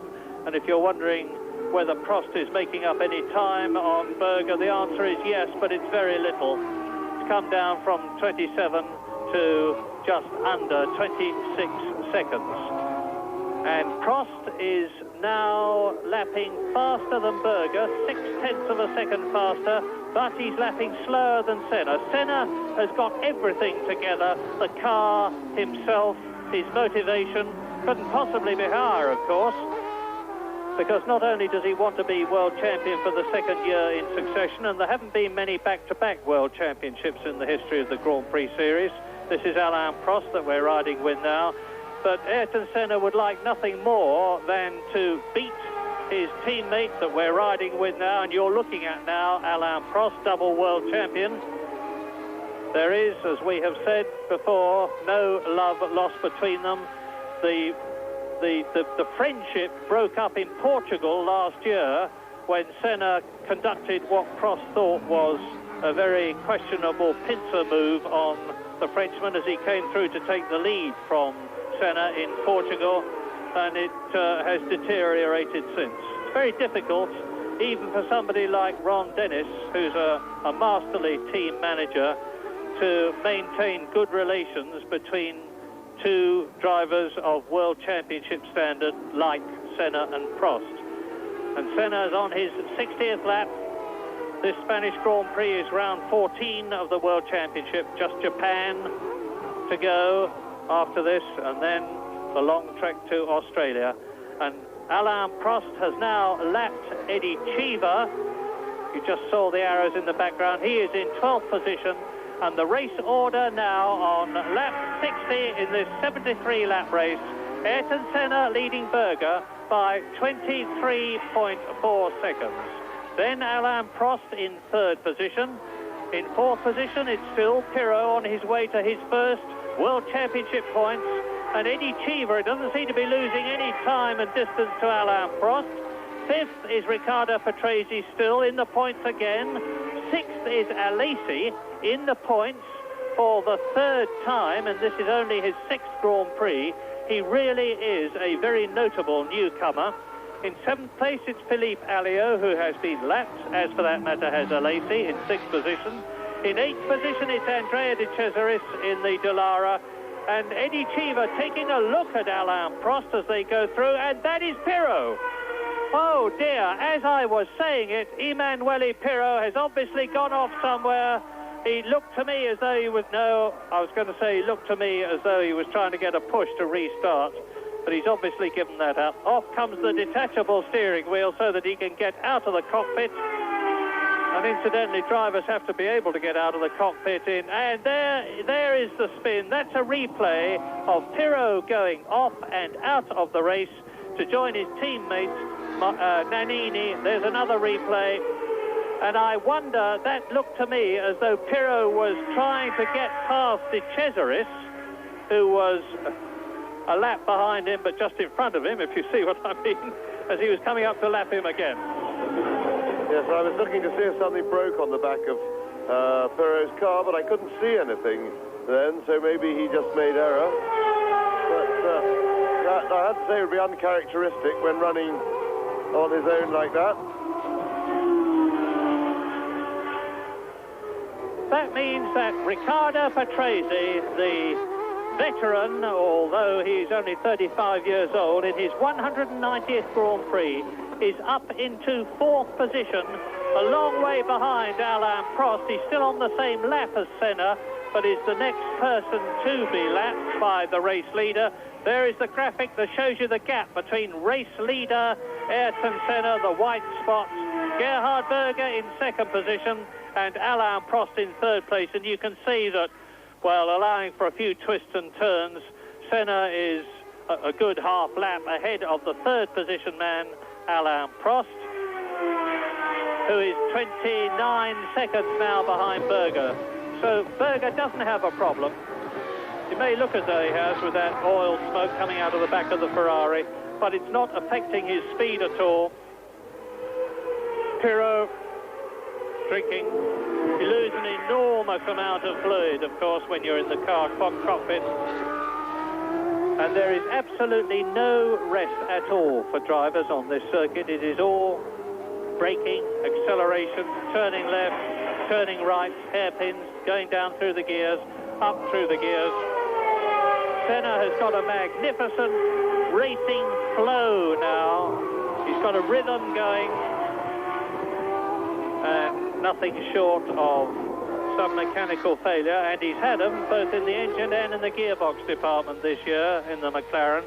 Some of it down to McLaren, some of it down to Honda, but he's looking very, very reliable and safe on his way to a 6th Grand Prix victory of 1989. Lap 63 now, 73 lap race. And Berger is actually lapping nearly a second faster than Senna at the present moment, and 3 seconds faster than Prost. In fact, the gap between Berger and Prost is increasing quite a lot. It's 32 seconds now. There you see the confirmation of that, with Patrese, Alesi and Alliot all now lapped. Only 3 drivers are on the same lap. 2 of them are in McLaren Hondas, Race leader Ayrton Senna, third position man Alain Prost. There is Patrese in the FW Frank Williams 12C Williams Renault. And since we're throwing compliments about at the moment, congratulations to Renault, who came back into Grand-Prix racing this year with this new V10 engine. And I can't remember it in the whole of the race series this year giving any trouble at all. It's been superbly reliable. It is alleged to be the least powerful of the new Ford, Ferrari, Honda and Renault 4 engines, but it will only be a few horsepower if that is the case. Nobody really knows what the exact horsepower are. Something like 670 for Honda in race trim, something like 640 for Renault in race trim. And you can see now that Patrese is really having his time cut out to keep Alesi in 5th position behind him. You're looking at the battle for 4th place between Riccardo Patrese on the right in the Williams Renault and the newcomer Jean Alesi, who is going through and taking the place and does so. Alesi sprints through up into 4th place. Superb. Alesi, who was 4th in France and 5th in Italy, is now 4th here in Spain. Yes, and Patrese coming in, I should think, for tyres. And incidentally, while Alesi was making that manoeuvre, right behind us was a big blow-up from Eddie Cheever's car. Quite spectacular, but he's parked the car safely off the circuit. Big engine blow-up. And while Alesi progresses wonderfully again, tremendous drive into 4th place, aggressive and consistent. Poor old Jonathan Farmer is popping and banging around the circuit with his engine clearly pretty sick, but still in 8th place. Well, there have been some notable newcomers in Grand-Prix racing this year. I don't know if you call Martini a newcomer. He's actually been racing for some time, but effectively he's come good this year. JJ Leto, of course, and certainly Jean Alesi, who for Ken Tyrrell's team is in 4th position. All sorts of rumours continue to abound about where Ken Tyrrell is getting his sponsorship from next year and whether he is going to have a different engine in powering his cars than the Ford V8 DFR, which is powering them now. Jean Alesi in 4th position, and Jonathan Palmer is in 8th place in the second Tyrrell. Senna continues to lead. Berger continues to take 2nd place, 22.5 seconds behind Senna, pulling away from Prost. It's now there the McLaren mechanics already with tyres. You can see they've got tyre warmers already on the tyres. They are electrically heated blankets which heat the tyres up to very nearly racing temperature, so that when a driver comes into the pits and takes a new set of tyres on, there's no delay while he works the tyres up to racing temperature. Berger, 2nd place, 23 seconds adrift. Senna is still lapping faster than the Ferrari that you are looking at now. And Gerhard Berger, of course, is going to be Senna's teammates next year, because Berger and Prost are changing places. Prost is going to leave McLaren to join Ferrari. There's the smoke still coming out, and Berger is going to leave Ferrari to go to McLaren. Berger and Mansell in one team at the present moment, and it will be Mansell and Prost for Ferrari next year, and Senna and Berger for McLaren. Two tremendously strong partnerships. Yes, and of course, but Prost has had a pretty big blow. I think it was a big surprise to him that John Barnard has left Ferrari and gone to the Benetton team, because I'm sure that, well, I know that a lot of the influence that took Prost to the decision to go to Ferrari was the fact that he's used to have a tremendous working relationship with Barnard. He thinks he's the best, as do most people, and I think he was attracted by working with Barnard again, and this now, of course, has all changed for Prost.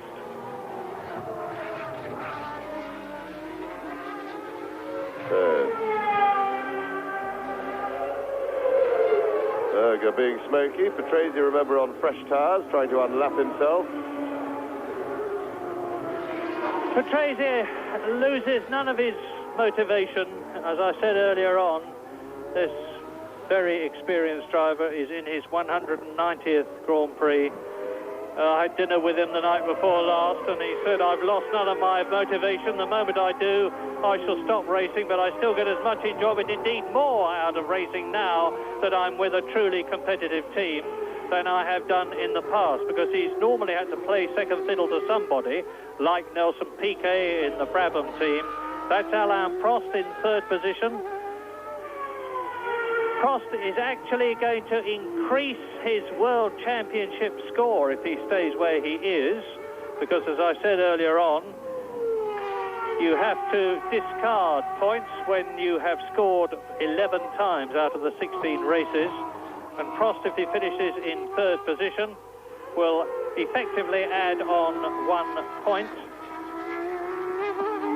And that 1 point, of course, can be absolutely critical in the championship, because without it, Senna would be able to win with a first and a second after this race, assuming he wins this one, because they would then be tied on points. But that 1 point means that Prost, if they finish first and third today, is 16 points ahead. And because, of course, if they tied, Senna would win on having more wins. That would make him world champion. But Prost could win it by 1 point. So Senna's only recourse, if they finish this, will be to win the last 2 races. Been a lot of discussion and criticism of the World Championship scoring situation. 9 points for first place, 6 for second, 4 for third, and so on, down to 1 point for sixth position. And you're with Alain Prost now, going up to uphill turn 1, if you like, 90 miles an hour. But the merit of this scoring system is that it does keep the championship alive. And in 1984, I remember a very dejected Alain Prost, who won the Portuguese Grand Prix, which was the last race of the year, but nevertheless lost the World Championship by half a point after 16 races to Niki Lauda, who was second in the Portuguese Grand Prix. And the same thing may well be happening in Australia this year. It's going to be a very, very close run thing indeed, but we're tending to overlook, whilst we're talking about Senna and Prost, that they both drive McLaren Hondas, and this team has had the most incredible success over the years, won 15 of the 16 Grand Prix last year, and if they win here today, they will move up into the position of the second highest ever constructor in terms of Grand Prix victories, with 80 wins to Lotus 79, if my memory serves me right. And Ferrari, of course, are the most with, I think, 97 wins. So, considering that Ferrari have been racing very, very much longer than McLaren, it is a superb performance by the Woking team. Poor Jonathan Palmer's engine is getting steadily worse with its misfire, and it sounds really sick now. Race order, Ayrton Senna leads. This is lap 69. Gerhard Berger is 28 seconds behind Senna and 28 seconds ahead of Prost. Nice even spread there. Jean Alesi, the leading V8-powered driver, the leading non-works driver, because Senna has a Honda engine, Berger has a Ferrari engine, Prost has a Honda engine, Alesi has a Ford DFR engine, which Ken Tyrrell would have parted with money to have, and Alesi is therefore the leading non-works driver, with Patrese in 5th place in the Williams-Renault. Alio is 6th, both of them lapped. 7th is De Cesaris. 8th is Jonathan Palmer in the second Tyrrell, lapped twice. 9th is Nelson Piquet, lapped twice. 10th is Derek Warwick, lapped twice. And really, they're the only 10 runners effectively in it. Eddie Cheever is still staggering round in 11th place, and Ayrton Senna is the fastest driver so far, 1 minute 25.8. So now the leaders, well spread out. They've all dropped their lap times considerably.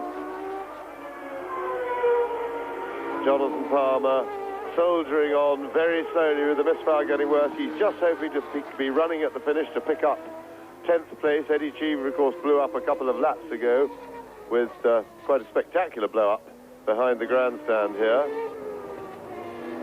And that is a lazy. With Senna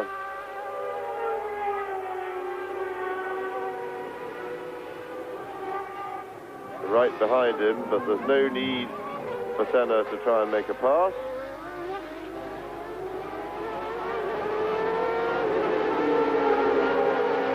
Senna has bags of time.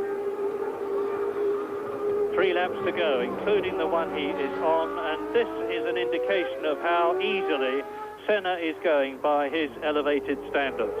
The lap record, 1 minute 25.779, and Senna is now lapping 7 seconds slower than that, 1 minute 32.5, knowing that he's only got to do this lap that he is on now and the 2 that follow it to give him his 6th Grand Prix win of 1989, to keep his World Championship hopes alive. He's living on a razor's edge, but he's got along that edge extremely well here today in Spain. Alesi behind him has been lapped in 4th position.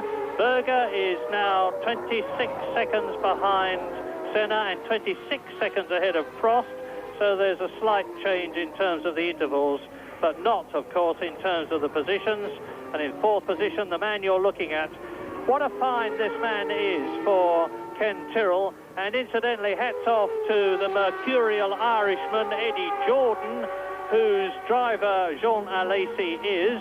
Eddie Jordan is a real talent spotter, because Martin Donnelly, another of the Eddie Jordan men, is going to be driving in the Lotus team next year, having driven for Arrows in France this year. Eric Bernard is another Eddie Jordan man, so Eddie's got a bit of a monopoly on the coming men. There is one of them, Jean Alesi, 4th place. Senna now is on the last lap but one in the Spanish Grand Prix. We're waiting for Berger to come through. What a pity the Nigel Mansell isn't here, the man who won for Williams in 1987, who was a brilliant second here in the 3.5-litre Judd-powered Williams last year, second to Alain Prost, who won last year, because with 2 Ferraris to challenge the 2 McLarens, we might have had a different situation. Although heaven knows, I think Senna would have been very, very difficult for anybody to beat here in Spain, and he certainly needs some luck. He's had enough bad luck in 1989.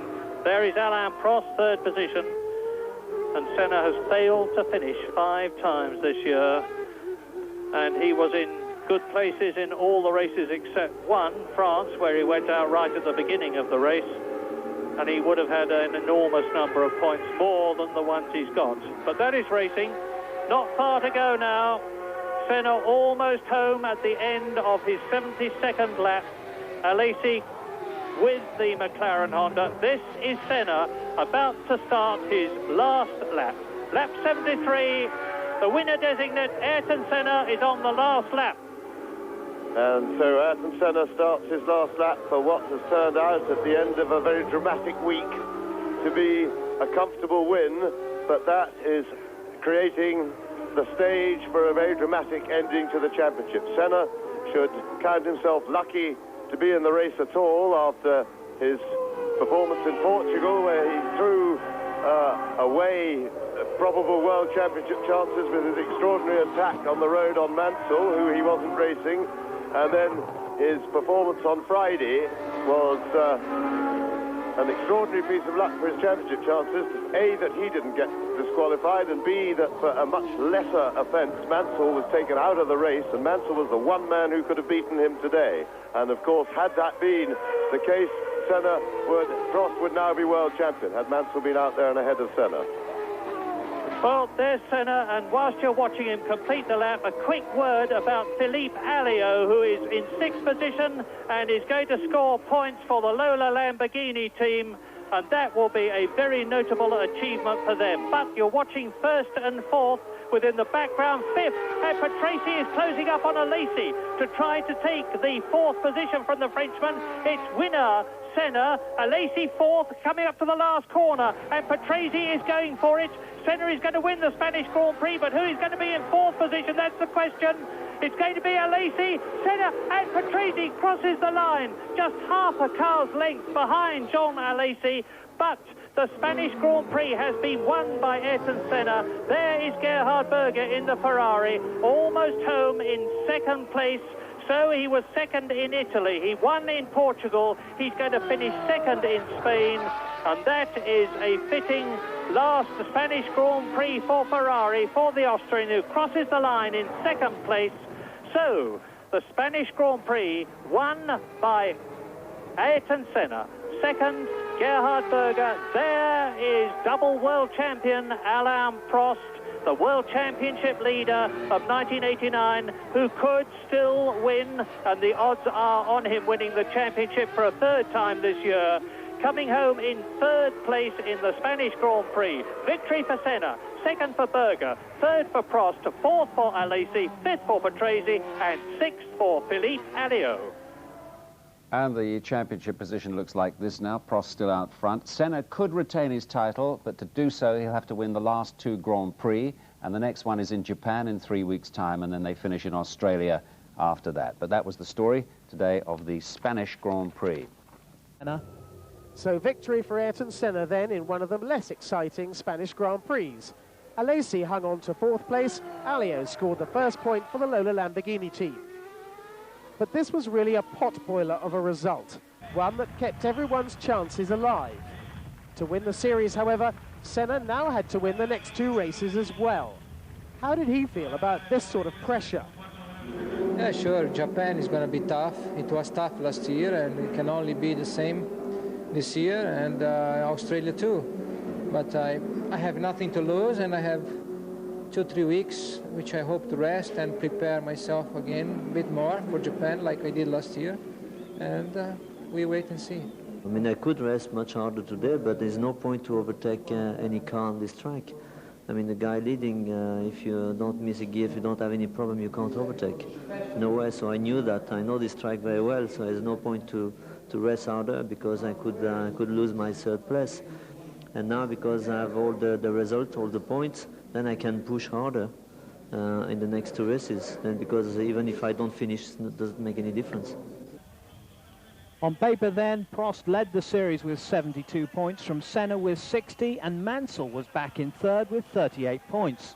He and Berger having pulled Ferrari up to second, ahead of Williams in the Constructors' Series.